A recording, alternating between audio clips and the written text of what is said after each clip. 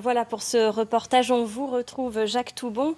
Lorsque vous visitez ces centres d'accueil, qu'est-ce que vous constatez? Dans quelles conditions sont aujourd'hui accueillis les étrangers en France? Je constate que des associations comme celle-ci, de grandes institutions qui dépendent de l'État, des départements, font beaucoup d'efforts. Et en l'occurrence, dans ce CADA, Centre d'accueil des demandeurs d'asile, et aussi UDA, hébergement d'urgence pour les demandeurs d'asile, les conditions sont vraiment les meilleures. Mais ce que vous avez montré, c'est une situation qui ne traduit pas la réalité que nous vivons en tant que défenseurs des droits et contre laquelle je m'insurge. Cette réalité, c'est la réduction des droits des demandeurs d'asile, dont on parle ici, et la réduction de manière générale des droits des étrangers. Dans la loi d'abord, et puis dans les pratiques administratives qui sont de plus en plus restrictives. Je prendrai un seul exemple facile à comprendre pour les demandeurs d'asile. On fait une demande d'asile. L'Office français des réfugiés et apatrides refuse. Il y a une procédure qui dit vous avez le droit de faire un recours devant une cour supérieure qui s'appelle la Cour nationale du droit d'asile. Auparavant, quand vous faisiez ce recours, il était suspensif. C'est-à-dire qu'après avoir été débouté par l'OFPRA, vous ne pouviez pas être expulsé avant que la Cour nationale du droit d'asile ne juge votre recours.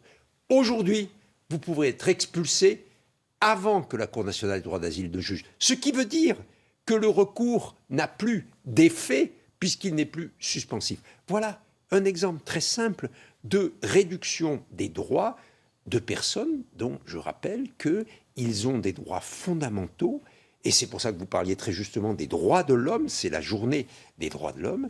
Je suis ici aussi pour aller, par exemple, demain à Montbard. Nous allons étudier toute la question de l'accès aux droits à travers la justice. On va en parler. Nous verrons bien comment aussi nous avons aujourd'hui une réduction de cet accès aux droits.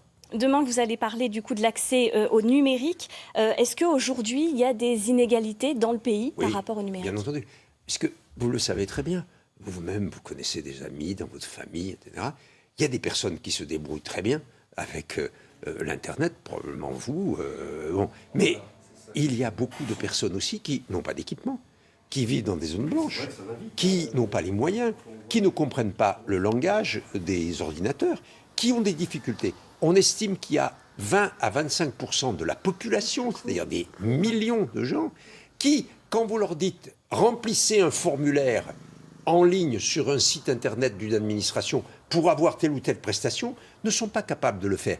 Eh bien, ces personnes-là, elles se trouvent donc en situation d'inégalité dans l'accès à ce service public et donc dans l'accès à leurs droits.